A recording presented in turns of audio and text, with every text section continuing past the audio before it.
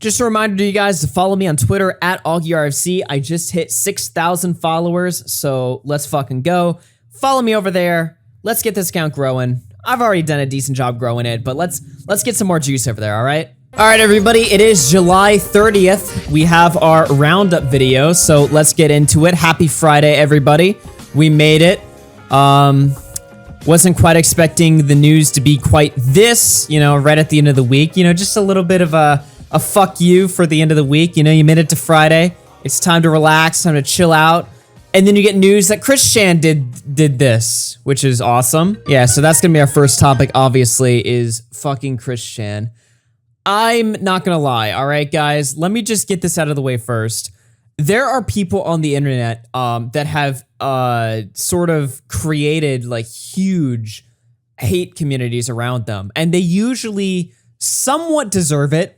I'm talking about guys like DSP, Wings of Redemption, obviously Chris Chan, people that have developed these massive, not just hate communities, but like cultures surrounded around every mistake they've ever made on the internet. And to some extent, they do deserve it, right? I mean, these are people that continually fuck up. They continually, stir the crowd. That being said, I'm not gonna lie, I do find it just a little bit weird how obsessive people get over certain people, like just continually, where people are making like part 60 of their Chris Chan documentaries. Look, I'm sure they're great videos, I'm sure they're entertaining as fuck, but like, you've got to admit, there's like just a little bit of that's weird if you're making 60-part videos on Chris Chan. I don't know, dude. Maybe I just don't understand it. Maybe I'm missing out on some great content. I'm not dismissing it. I'm not saying don't watch these videos or, don't support these videos. I'm just saying, like, from an outsider perspective, as somebody that doesn't care nearly as much about Chris Chan as apparently the rest of the internet does, it's a little bit weird to me. It's a little bit strange, but look, the point is that Chris Chan is a guy that's somehow been able to maintain relevancy by being a complete jackass for decades now. Like literal decades. Like I'm pretty sure his lore started in the early 2000s. Again, I'm not a Chris Chan documentarian. I'm not an expert, but holy shit, it's just insane to me how this guy will continually get in the news. You would think Chris Chan doing something weird wouldn't really be newsworthy anymore, right? Like, wow, Chris Chan did something weird. Whoop-de-fucking-do. Who cares? Yet here he is, trending at number 14 on Twitter. Chris Chan did what? Now, of all the Twitter hashtags that have gone trending recently, I think this one actually most accurately encapsulates my feelings towards this story. Here we have a video that has been making the rounds a little bit today. The 9-minute segment of the Chris Chan call where he admits to having sex with Barb. If you're wondering who Barb is, that's his mother. Now, whenever people say crazy shit about people, right? Like, oh, did you hear Chris Chan fucked his mom or something? Lol. You know what I mean? Like, I never believed that shit, People were telling me another story about how Ethan Ralph apparently gassed his dog or something like that. I'm like, all of this shit to me just, it always sounds like it's too crazy to be true. Like, it's too convenient that something this crazy would be true, right? So I just always dismiss it. I never believe it. And even still, after listening to some of this call, not all of it, because I really can't stomach this shit, but after listening to some of this call where he is in call pretty much admitting, like the title, it seems like clickbait, but it really isn't. That's literally what he's doing in the call. There's still a little bit of me that like doesn't believe that this is even a real thing. Like, surely this has to be some weird shit. Now, we're going to listen to a little excerpt here. Again, I'm only going to play as much as I want to because I'm sorry. This shit's, it's too nasty, dude. It's too fucking AIDS. But we'll listen to a little bit of it. I guess take a listen here. The incest fanfics have come true and shit. All right, he says the incest fanfics have come true and shit. I didn't know there was such a thing. I didn't know there was incest fanfics. Were there about you and Barbara? I can't believe that. Yeah, I wasn't aware that there was incest fanfics either. I don't know who he's talking to, by the way. And the description of this video, they say, I did not make this call, nor do I know who did. I'm simply uploading it so it's out there in an easily accessible format.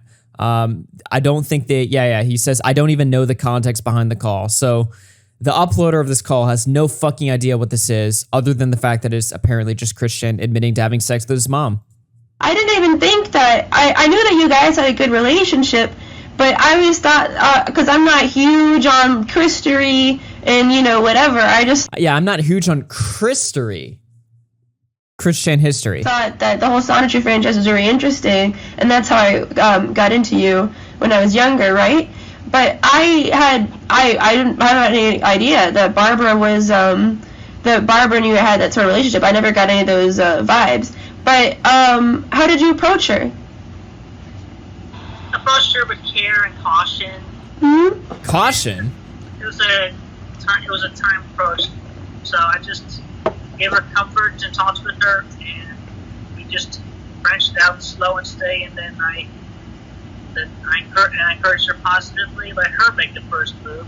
She wanted to do it. And she did? Really? She made the first move? Yeah. Oh, really? Wow, Barbara. How did she do it, if you don't mind me asking? What was the first move? I don't remember exactly. Well, that was her first move, but my approach was... I forgot exactly what terminology and approach I used, but I approached with care and caution. That's good. And I was direct and upfront with her for the most part. That's good. And how did she respond when you approached her? What'd she say? I don't remember exactly what she said, but it was I think she was partially confused at one point, but... All right, I'm cutting it here. This has to be... I'm sorry, but... my brain doesn't want to believe what my ears are listening to, basically. I'm sorry, this is too much. This is too bad. This is too terrible. My friend Flamenco posted, just a quick reminder that Christian has been coerced by unfunny trolls to do or say ridiculous shit in the past, though I also would not put it past him. I would tend to agree with this comment right here. I mean, it's possible that this never happened and Chris is just saying wild shit because, well, he's very obviously not all there. You know what I mean? Tommy C put up a comment that I also happen to agree with. He says, if this is true, it's time to lock Christian up. Not trying to be funny at all. Yeah, I would say so. I mean, look, everyone's going to laugh at this. I mean, obviously, I've done some laughing at it, but like, in all seriousness, I mean, I do feel there is obviously a bit of me that feels sick playing this. I'm pretty desensitized to shit on the internet, but I'm literally listening to audio of a retarded guy admitting to having sex with his mom. Like, regardless of whether that's true or not, why? I don't want to listen to this shit. I'm sorry. It's too disgusting. It's too gross. I'm sure good old Geno Samuel's gonna have a massive update to his comprehensive history thing. Again, I didn't mean to like shit talk his video series at the beginning of the video. I just find it weird to like have like such a long, like, you know, I've been criticized of doing videos on people, like multiple videos on people. Like people criticize me for making more than 3 or 4 or 5 videos on somebody. This guy's made like, what's his last part? Part 58. Like, just making that many videos on one singular guy just seems insane to me, but I don't know, dude. I guess there's some good shit in there. It's beyond me. I'm not even anywhere close to being a Christorian, as I guess it's called, which is pretty cringy to me, but okay. So also in the news, and it's pretty crusty news, but Fortnite streamer Raul Zito has been arrested over allegations that he's raped 2 children ages 10 and 14. Which is, yeah, we've really got the palatable stories today, ladies and gentlemen. One thing that I wanted to point out, and this is pretty sick, but if you look up his channel, not only have all of his videos been removed, but I have to point out here, the fucking banner is literally him dancing with a bunch of kids. And I mean, are we really going to ignore the obvious here? Look at this man. Man bun, blue hair, but more egregious, in my opinion, pink beard. Pink beard. Now, these are allegations, right? And I'm placing the odds that he is innocent at like 0.00001% chance that he's innocent.